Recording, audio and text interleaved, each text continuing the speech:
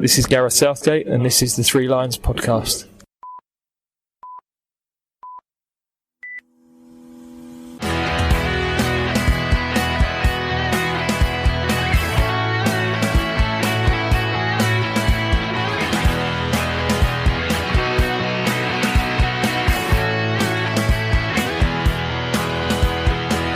Hello and welcome to the Three Lions podcast.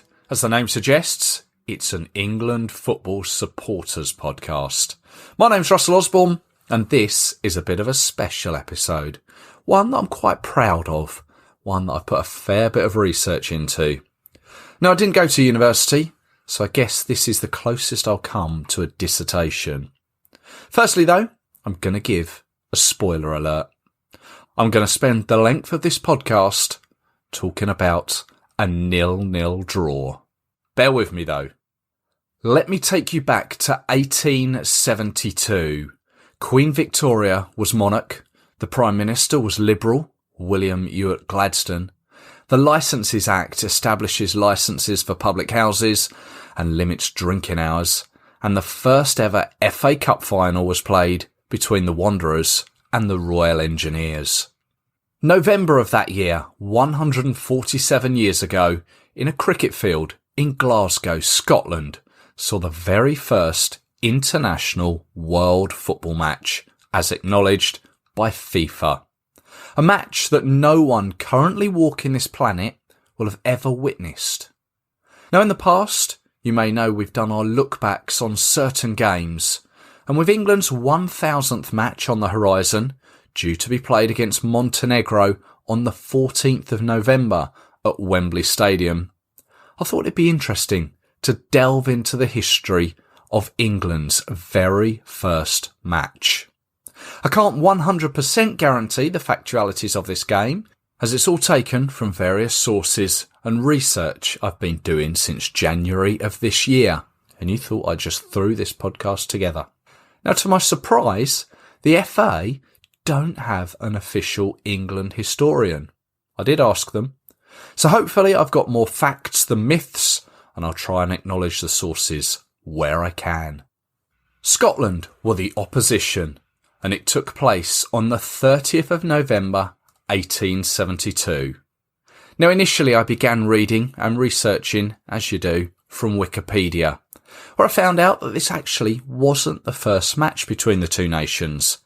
5 matches were played between the two, all in England, between March 1870 and February 1872. However, these weren't recorded as official matches, more representative football matches, as those representing Scotland were generally not Scottish, more those with Scottish connections, picked from the London area. Although it does read that Scottish players were invited, only one of them accepted and played, Robert Smith of Queen's Park. The games were played at the Oval Cricket Ground in Kennington, London, with England winning 3 and there being 2 draws. It then became apparent that the Scottish public resented the fact that there wasn't any real player representation from north of the border. The then Football Association Secretary, Charles Alcock, followed this up, writing in the Scotsman newspaper that the responsibility lay with the people of Scotland to put a team together, and then proposed another match with the Scottish team drawn from players from Scotland, and added that the match will be played in the north of England. He didn't receive a reply, as it seems that between the two nations the game had slightly different codes of play. There was also the fact that Scotland at the time didn't have a National Football Association to sanction such a match. So it was then Queen's Park, Scotland's leading club of the time, who took up the challenge, thanks to a couple of their players, Robert Gardner and David Wotherspoon. The FA's meeting minutes of the 3rd of October 1872 stated, "In order to further the interests of the association in Scotland, it was decided that during the current season a team should be sent to Glasgow to play a match versus Scotland." It was Wotherspoon who replied, writing via the Scotsman newspaper that the challenge had been accepted. The match was then scheduled for the 30th of November, coincidentally St Andrew's Day. The venue chosen as West of Scotland Cricket Club in Hamilton Crescent, Partick in Glasgow. So in the name of research, a trip to Glasgow was in order. Good morning, ladies and gentlemen, and welcome on board your EasyJet flight, now departing for Glasgow with a flight time of just under 1 hour. So, an hour later, I've arrived north of the border to Glasgow. Well, the weather, a little drizzly. But my first stop is Hampden Park and the Scottish Football Museum. My name is Richard McBrearty. I am curator of the Scottish Football Museum at Hampden Park in Glasgow. So we just walked in through the doors of the museum into the first history gallery, and the first thing you see is a fence with kind of characters looking in through the fence, and there's posters which introduces what the exhibit's about, and it's the first international match, Scotland v England. Association football really starts in Glasgow from a Scottish perspective with the formation of Queen's Park FC in 1867. But for 5 whole years, Queen's Park were really struggling to get other clubs to play association football. The other clubs were really rugby football clubs in the Glasgow area. So this is really probably the first really big game north of the border. When England comes north to play Scotland in the first international match. So we felt when the museum opened that we should have this as a really major exhibit to really give people that impression about the importance of this game. We refer to it as a football explosion, and in the aftermath of the first international match, you really start to see a huge number of clubs starting to form within a short period of time in the back of that international match. And within a few months of St Andrews Day 1872, you have the Scottish FA being formed, and you have the Scottish Cup competition being instituted as well, and football really starts to organise in a meaningful way in Scotland. And we see that one of these posters on the wall is England versus Scotland, West of Scotland Cricket Ground. Now, I'm talking to you here at Hampden Park, home of Scottish football. Why was it at West of Scotland Cricket Ground? It gives you an idea about how rudimentary football was in Glasgow in the early 1870s. That Queen's Park, who were really the team that was leading association football in Scotland at that time, there were only maybe about another 10 or so clubs round about the Glasgow area that played association football, but they all played on public parks. So you'd have to go out early in the afternoon, maybe even in the morning, to get an area of the public park. You'd stake it out to say we're playing on this area of the park today to stop other clubs from coming in and stealing the spot. And anybody could wander up to the edge of the field and watch the game. Now, when it comes to this match here, when England are coming up north to play in this international match, Queen's Park, who organised the game on behalf of Scotland, because the Scottish FA didn't exist at that time, they know that they can't have it on a public park. They've got to raise money because they have to pay for the England team. There's expenses, the train fares, there's a banquet to be held after the match as well. So they have to raise money to pay, and even things like advertisements, posters to advertise the game. So this has to be paid for, and the main way of doing that back then was obviously income from admission into the arena. They don't have a football ground themselves. It's enclosed with a fence around it, so anybody could wander up. So they look around to other venues in Glasgow. Initially, actually, it was a rugby ground, Glasgow Academicals ground, which was going to be used, certainly offered by Glasgow Academicals. And an interesting thing as well, the first international match of 1872 effectively was a club-side Queen's Park v England. All 11 players for Scotland were members of the club. But Glasgow Accies players, although they were rugby players, Glasgow Accies players actually trained with the Queen's Park players, and it was mooted that some of the Glasgow Accies players may well have represented Scotland in that international match and changed codes for the purpose of the game. Okay. I think part of the reason for that was that maybe Queen's Park were a bit concerned that obviously it was a strong England team that were coming up. The FA had a ability to select from quite a number of clubs, particularly in and around the London area, but even to an extent further afield, whereas Queen's Park didn't have that benefit. The early clubs playing association football actually maybe weren't as well organised, weren't as skilled in the game, and Queen's Park really felt that they could certainly put forward a lot of players, but I think there was still a concern that having just their own players might not be enough, and so they did generally look to Glasgow Accies as the other big kind of football club, albeit a rugby football club in the city at that time. But it never happens. We don't know why they trained together, but certainly when it comes to the first international match, it's basically a Queen's Park team, or the membership of the Queen's Park team that play in that match. But they decide to have the West Scotland Cricket Ground as the venue for the match because it's an enclosed ground, big open space to put down the football field. But more importantly, or almost importantly, they've got a fence going all the way around the perimeter of the sports arena, and that means that you have to pay to get in, and they charge £1 per person. The counts vary, it's either 2,500 or 4,000 people, according to different newspapers, but a good body of people turn up and pay £1 each to get in. Queen's Park make a small profit, they pay off all the debts, they pay all the expenses of the England team as well, and in the back of that they then start to think, well, we should really have our own ground, because we could then organise these matches, Scottish Cup finals as well as international matches, and help grow the sport, and that's what happens. First Hampden Park opens officially, I think, on the 25th of October 1873, less than a year after that first international match. You'll also see over here the famous sketch in the graphic newspaper. We've got a couple in the collection. Yeah. So is that an original one? This is an original one as well, but it's been coloured in. Someone's taken it, and then the originals were all black and white. Right. But this has just been decorated from someone. Gives it a little bit more depth as well, being in colour. It does a little bit, yeah. There's also a match ticket, the only one that we know survived from the first international match from 1872. Wow. What's remarkable, I think, is that within a short period of time from Queen's Park being formed to then playing that first match in 1868, only 4 years after 1868, you've got this first international match. In 1868, Queen's Park had played 20 aside. Wow. Then play 15 aside, then play 10 aside, then play 14 aside. So the game is very much a hybrid game. It's evolving. From playing 20 aside in 1868, Robert Gardner then is organising the first Scotland team, 11-side goalkeepers, and trying to look at a playing style to try and match a stronger opponent, because England had far more teams in operation at that time, so Charles Alcock and the FA committee could really select a lot of different players and pick the best. But the downside to that really was that they were relative strangers. They weren't coming together on a regular basis to play together as a team, although many of the London players would have known each other, obviously, from playing against each other. When Queen's Park played that first international match, the one thing they've got going for them is that they're effectively a team. So they play on a regular basis, they work in tactics.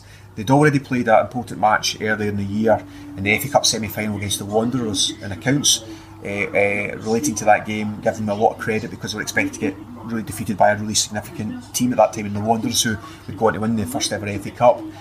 Queen's Park managed to get a draw out of that match and have to then return to Glasgow. They can't stay for a replay and then scratch the match. But in that match, it does talk about the Queen's Park team playing together in pairs and playing passes, long passes from the defenders up to the forward line. And that carries on, I think, into the first international match. The Glasgow Herald newspaper talks about the respective weight of the players, and that's significant. They say that the England team on average are 2 stones heavier than the Scottish players, because the size and weight of the association player in 1872 is significant, because it was a more physical game than even we have today, where you were perfectly allowed to use charging tactics to win possession of the ball, but also it's a game of speed and skill. Dribbling was a very important early tactic. The Queen's Park players representing Scotland, there's I think a general realisation that if they try and play against bigger, faster, more powerful opponents at that type of game, they won't succeed. So you can see from the graphic newspaper, the middle sketch, you can see the tactic there, where you've got 2 players for Scotland coming together to tackle and try and win possession of the ball against a stronger, taller England player. And that's, from a Scottish perspective, is where a style of game starts to emerge, which is what we call the short passing game, which becomes a really important tactic in Scotland. What a great insight there. Plenty to see at Hampden if you get the chance. Now you join me now as I've sat down at the side of the River Clyde at the Riverside Museum, aside the tall ship, the Glen Lee of Glasgow, just for a spot of lunch. I've got to cross the Clyde very soon, as my next stop is Hamilton Crescent and the West of Scotland Cricket Club. My name's John Thompson. I've been involved with West of Scotland Cricket Club really since about 1960, when I joined as a minor cricketer, and then gradually worked my way up through all the teams. I've played for all the teams, I've captained all of the teams, I've been on the board of directors, which is a posh name for the committee, for goodness sake, it must be about 25 years, and I've been chairman for 9 years, and at the moment they've given me the grandiose title of ground convener. I'm not quite sure how I ended up doing that, but I enjoy doing it, and what we want to do is make sure that we have a quality ground, not just for cricket, but it's used for community things as well. The school across there use it, they have their sports day, etc., and we try and get the community as involved as possible. So that's the whole point of this. But a lot of people don't realise this ground's here, and they don't realise how famous it is. Well, we are in the west of Scotland, aren't we? You're in the west of Scotland, that's correct. And it's a cricket field surrounded by sort of sandstone buildings, would that be? Yeah, Glasgow's very much like that. I mean, a lot of tenement properties which are either red sandstone or grey sandstone. This is actually a sort of conservation area because of some of the types of buildings that they have. The ground actually, up until 30 years ago, was bigger than it is now. It went right down towards Partick Borough Hall in that street there. And that looks like a relatively old building. Oh, that's probably way back in the sort of 1800s, I would imagine. And it sort of dominates. That's right. I mean, it's in the days when you had Partick District and you had Govan District and all these other districts in Glasgow, and they obviously ran the roost from there, etc. So there's a lot of these sort of buildings around the place. But we had all of the ground there, and I think it was way back in the sort of late 70s we had financial problems, so we had to sell the bottom part of the ground, and these flats were built there. I see. It makes the ground a wee bit smaller, but it still fits into international standing. The last international we had here was in 2004, Scotland versus Pakistan, and it was a brilliant day. There must have been about 4,000 or 5,000 in here. Which is a similar amount, by all accounts, to the very first game in 1872. Now that's a coincidence, isn't it? The talk is, from the research that I've done, is there were about 4,000 people to watch Scotland against England. Yes. On this cricket ground.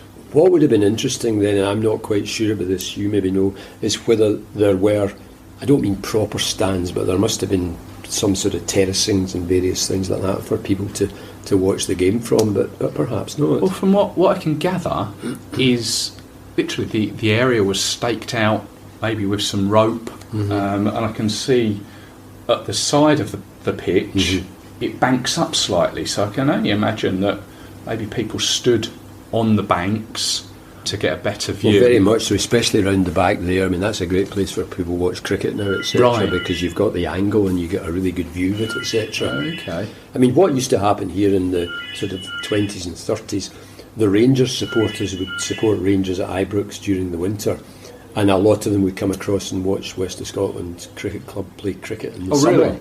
And I mean, I've seen photographs. I mean, there used to be big doors there to get in, etc. And I've seen them 5 or 6 queued, standing, watching the game. And you maybe had a couple of thousand here to watch cricket. We're sitting in the pavilion. That's right. Which gives you a nice elevated view over the crease, yes, the wicket. I mean, this pavilion. Well, I mean, the club itself was founded in 1862.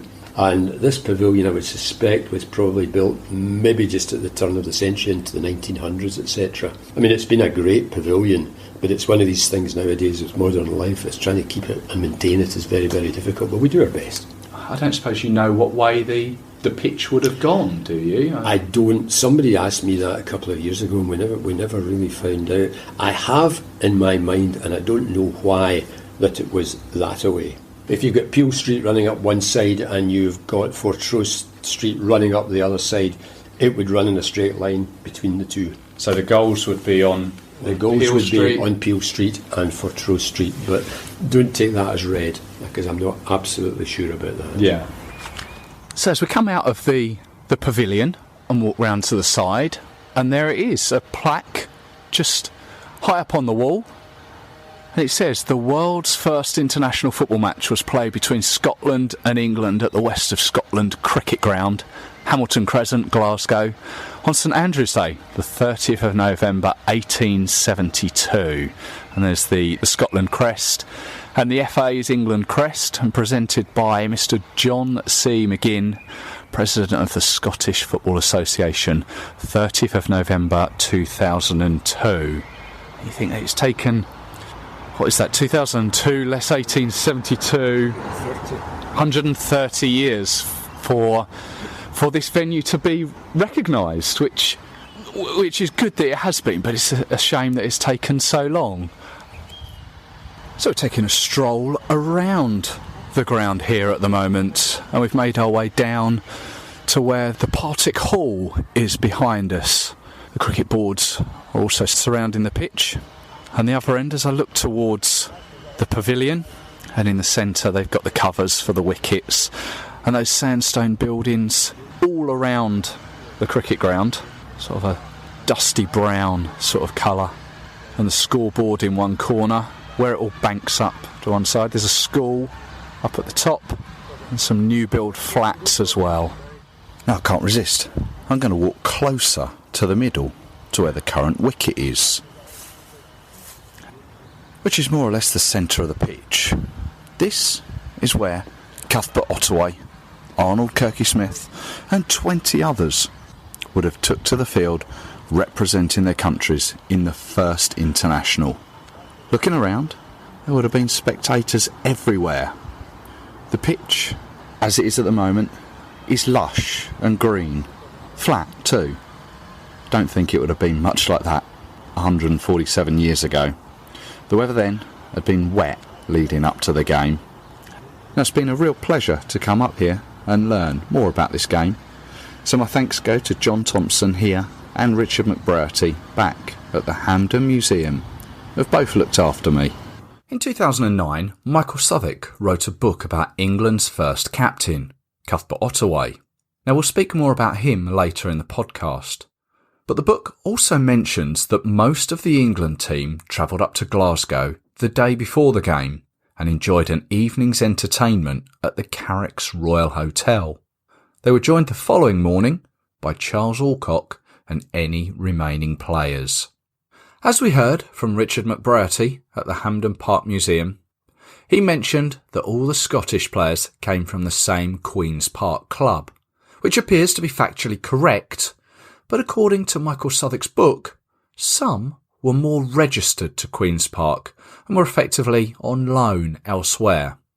For example, Scotland's back, William Kerr, is listed as representing Granville, and the Smith brothers, James and Robert, represented South Norwood. Chris Freddy is an author of the Complete World Cup Book 2006, Footballers' Haircuts, and various other publications. His research also backs this up. England's players came from 9 different sides and were picked by Charles Alcock, who we've already mentioned. He didn't play, but reading on a BBC article, he did run one of the lines. Now, Scotland wore blue jerseys, not because that was the colour chosen, but because that was the then current colour of Queen's Park, but with just a white rampant lion badge attached. Although there are some sources that state a thistle was embroidered on, as it had previously been an emblem in an 1871 rugby international. Although Queen's Park, and those with the knowledge will know, they now play in black and white hoops.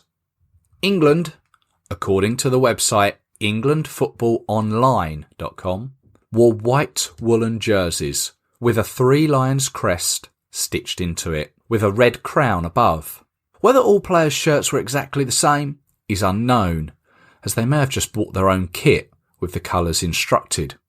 As was the case with some later games, where players have been documented as playing in their club side's colours, but with England crests sewn into the left breast. Thankfully, one of the shirts from that first game still survives to this day. That worn by Arnold Kirky-Smith, who captained Oxford University in the 1873 FA Cup final. His England shirt from that day was sold at auction in 1998 for £21,000. And the next stop on this journey is a visit to Manchester's National Football Museum, where they have that very shirt on show. My name's Tim Ashmore. I'm one of the exhibition producers at the National Football Museum.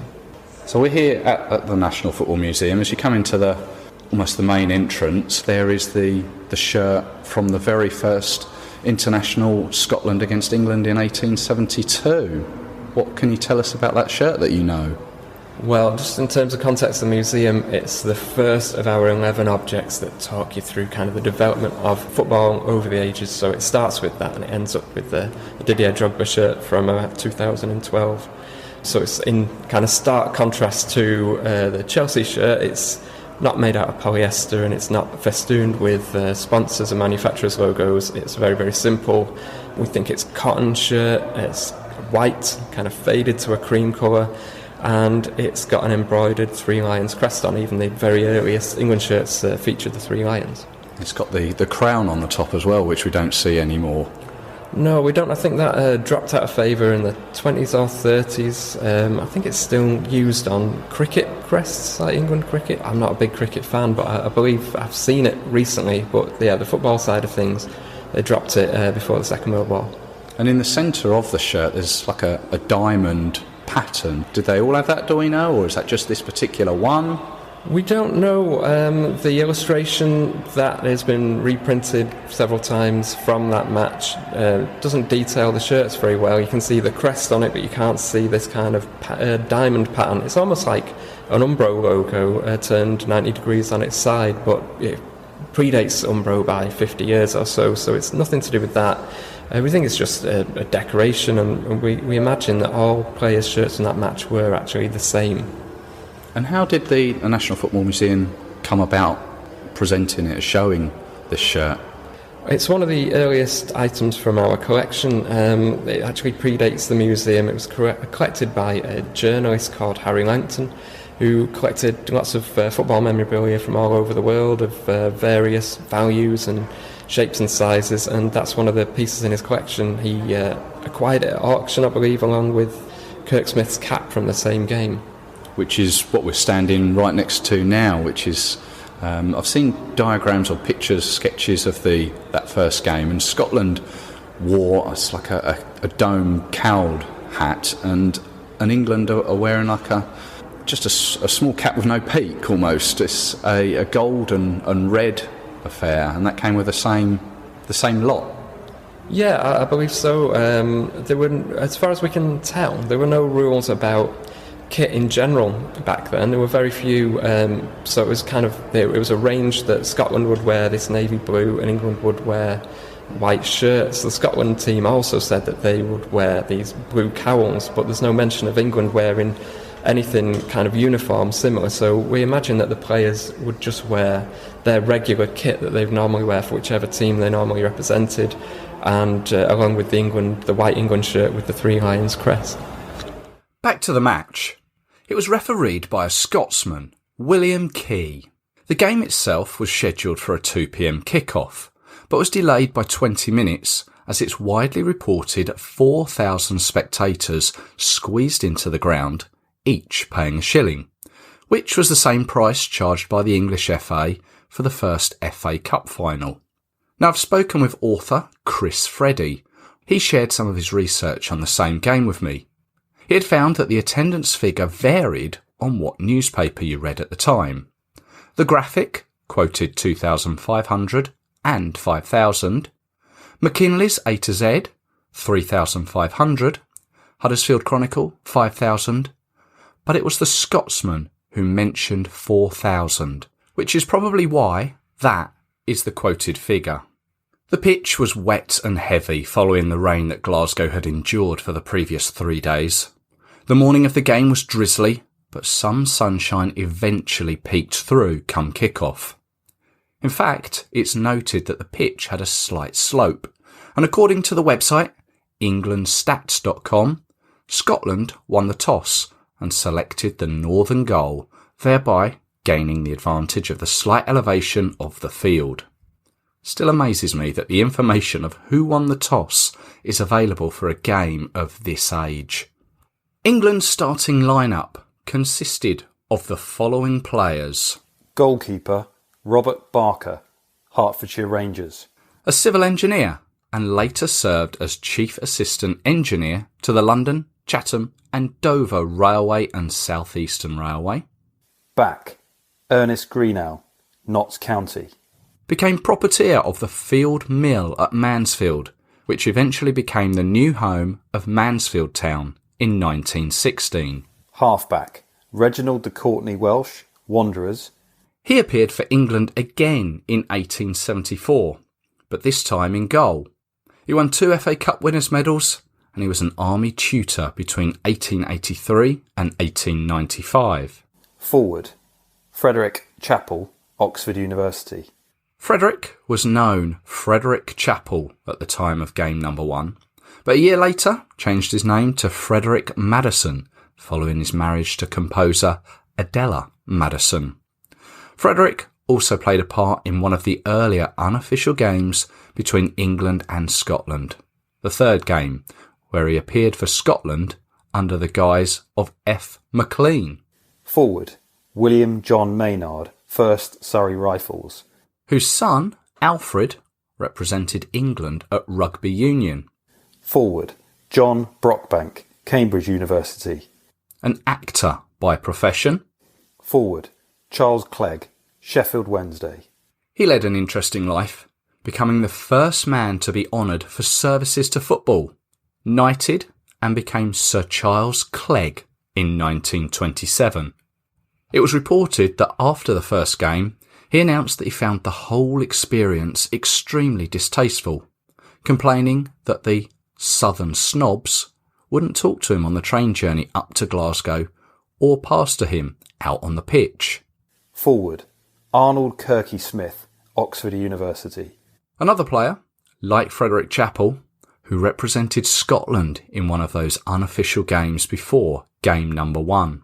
Forward, Cuthberts Ottaway, Oxford University, Old Etonians. A player who was well adapted at various other sports.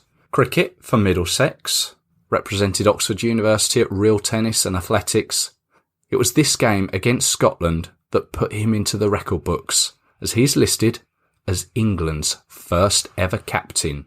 Forward, Charles John Chenery, Crystal Palace Club. Another cricketer, representing Surrey. He was the only player to play in the first 3 official England games. And finally, forward, Charles John Morris, Barnes. Was a member of the Stock Exchange and also served on the FA committee between 1873 and 1877. Cuthbert Ottaway was the 3rd great-grandfather of Brooke Hunter, and I'm very honoured to be joined by her, and she's speaking to me from Toronto in Canada. Brooke, hello there. Hi, Russell. It's my How are pleasure. you? I'm well, thank you. When I began this project, I was investigating the very first game. I came across Cuthbert and I thought, wow, could I really speak with a family member, a family descendant? I found you over there in Toronto, so thank you very much. Well, it's great fun, Russell. What could you tell us about Cuthbert? Well, he had one daughter, who had one daughter, who had one daughter, who had me. From what I understand, he came from a good family, a small family. His dad was the mayor of Dover in Kent, and he was an only child, so a very cloistered environment. And at school, being that level of athlete across that many sports, oh boy, would he have been popular, huh? Yes. He was captain of both the football team and the cricket team at Oxford, and cricket brought him to Canada to play. And while here, he met a woman. And in fact, she would have been quite young. And I can't imagine, although she was from a good family, I can't imagine that his family would have been particularly thrilled. His uncle was Sir John Bridge, at the time a very famous judge. In fact, he was the judge at the trial of Jack the Ripper. So Cuthbert ends up bringing this Canadian home. And very sadly, while she was pregnant, he died of tuberculosis. He's only 27 years old, wasn't he? Yeah, he just such a young guy. And if I do say so, what a good-looking guy, right? What's interesting is that it was only through doing some genealogy that I even came across Cuthbert. There was no family lore that had been passed down because he died while his daughter was in the womb. She went on to marry a gentleman who founded something called Ontario Hydro, and he was knighted by the Queen for doing so. And so Sir Adam Beck was Cuthbert's ultimate son-in-law. And Lillian Otway, Lady Beck, she was actually recently inducted into the Sports Hall of Fame in London, Ontario for her equestrian pursuits. How did you find out that you were related to Cuthbert? It was a bit of luck because it was before the interweb and Ancestry.com became part of genealogical research. And there was a book that someone had written about Sir Adam Beck, having founded Ontario Hydro. It referred to his wife and her mother. Once I got some last names, I was able to finally come across Ottawa. And then I just started researching. And once Ancestry.com came alive, wow, then I was able to connect all the dots. Now, since it was just a bunch of only children, I don't have a bunch of cousins to ever talk about Cuthbert with. So opportunities like this are fun. Did you realise the significance? Oh, yes, I did. Yeah. I went to my dad saying, "You will never believe this." You're in Canada. Is there any connection as to Cuthbert being that one trip to Canada and you being over there, or is that just purely coincidence? That is just purely coincidence. And not only that, match he would have played where he met his future wife would have been in Hamilton. At the time, it was quite important and quite important socially, but just utter chance. I personally don't know a huge amount of cricket, but I do know that he played alongside a certain W.G. Grace, who is very highly regarded in the cricket world. I can't say that cricket isn't a huge sport in Canada now. I would suggest that at the end of the 19th century, really Canada was sort of an England wannabe, as many of the colonies were. However, we still have cricket pitches here, used regularly. In the generations before me, cricket would have been a source of commonality and continues to be, but I would say football has a far higher profile now that it has become the international phenomenon that it is. Cuthbert was an all-round sportsman. He won 5 blues at football, cricket, athletics, rackets and real tennis, which just goes to show you what the... Really? I wasn't aware of that. Oh, I'm going to have to brag to all my friends. That is fantastic. But he really was an all-round sportsman, wasn't he? Oh, indeed. And I would imagine he would have been quite a leader. Like, to be that good across that many sports, the level that he was playing, I can imagine how tragic it must have been felt when he died. He was just starting to practice as a lawyer. With that kind of sporting profile, he would have had connections across a broad array based on that generation. To be a sportsman and a lawyer as well is just an amazing feat. It's quite something, mind you. I suggest that back then, connections played a far larger role in becoming a lawyer than perhaps intellect. Not to suggest that he didn't have the intellect. The players that have followed in his footsteps since, Bobby Moore, Gary Lineker, David Beckham, all captains of England, even the current captain of England, Harry Kane, I dare say none of those would have the spare time to dedicate to any other job. The studies. As you say, he passed away ever so young. There's quite a story behind his grave in London. Paul McKay, what a committed gentleman. He saw the state of Cuthberts Grave and was dismayed. He went on a mission to execute and mission to fundraise that was just so impressive. And obviously we contributed because it was just a privilege to have been asked, to tell you the truth.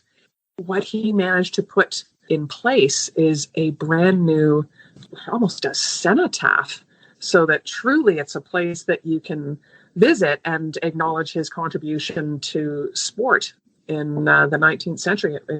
It really is. What a fabulous thing Paul did.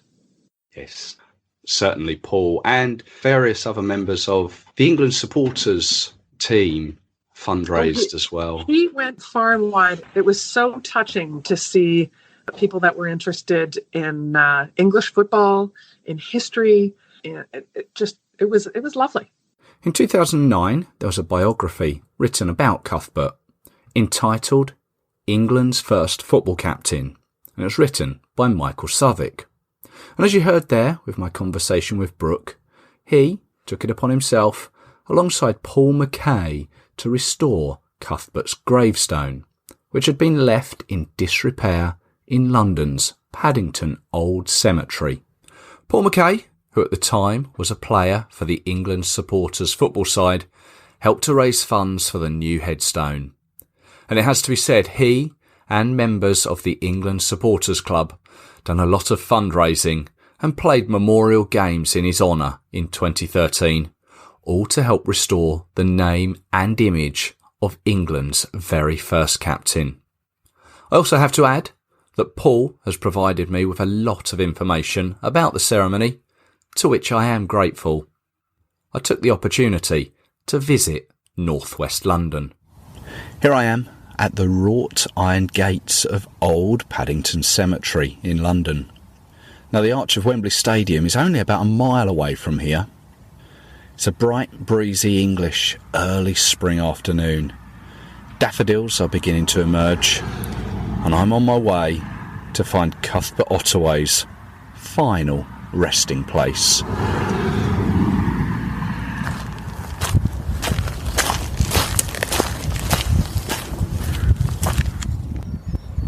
And here it is, sitting under a tree, a marble-like stone, fallen pine cones around it.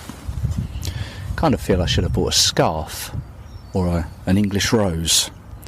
But the headstone reads, in memory of Cuthbert John Ottaway, England's first football captain, 1872, and only child of James Cuthbert and Jane Ottaway, born July 19th, 1850, and died April 2nd, 1878.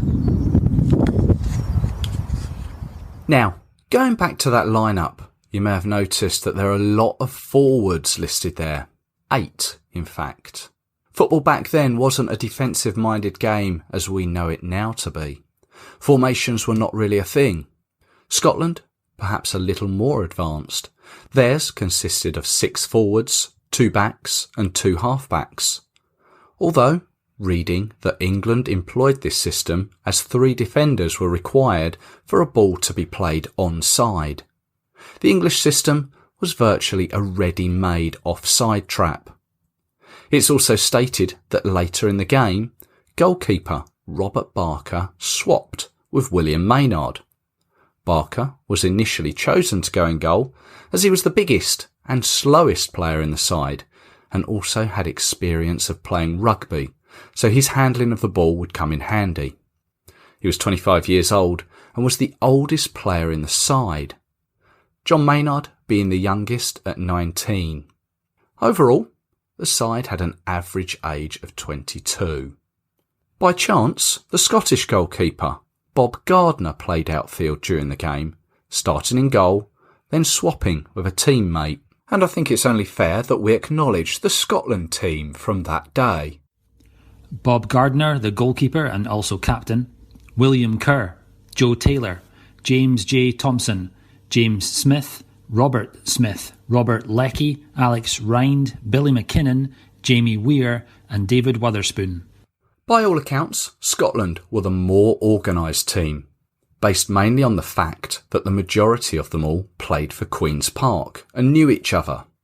England, on the other hand, grew together as the game went on. The game itself, from what is documented, the Scots had a goal disallowed in the first half as the umpires deemed that the ball had cleared the tape. Back then, goals were more posts and a tape joining them, rather than a crossbar that we know now, and there were no nets either, or VAR. The tape was again called into action late in the game as Scotland came closest to winning as Robert Leckie's shot landed on top of it. Following the match, the Scotsman newspaper stated the following. During the first half of the game, the English team did not work so well together, but in the second half, they left nothing to be desired in this respect. As with all newspapers, different ones have different angles covered, and the match report from the Glasgow Herald writes, Both sides were working hard and showing excellent play. The Englishmen had all the advantage of weight, their average being 2 stone heavier than Scotchmen, and they had the advantage of pace. The strong point of the home club was that they played excellently well together.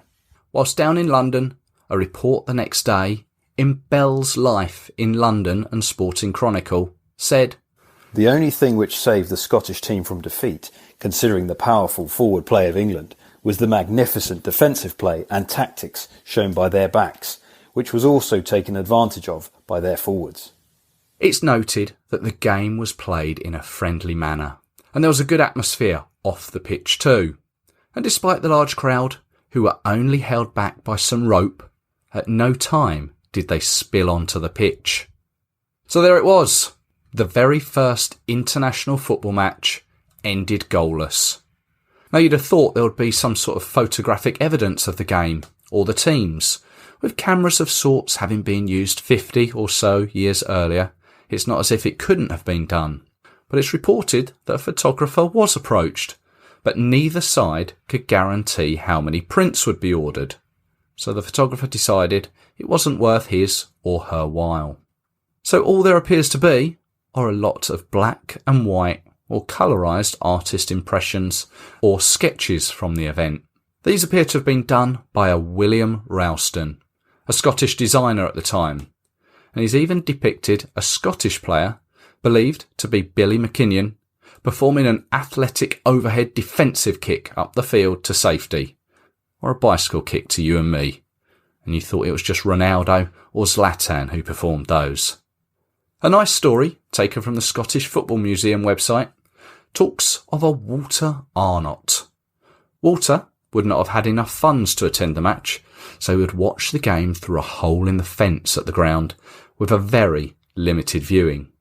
He became so inspired and in love with the match that he made it his ambition to play for Scotland, to which he did, representing them 14 times and playing against England 10 times.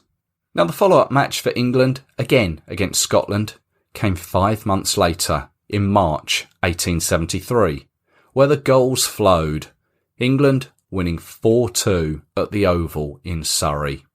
The only players to play in that game for England that day who featured in the first were Ernest Greenhall and Charles Chenery, who got England's 4th goal. So, with 999 games played, along come Montenegro on the 14th of November 2019 in a Euro 2020 qualifier to be played at Wembley for game number 1000. Let's hope for more goals than game number 1.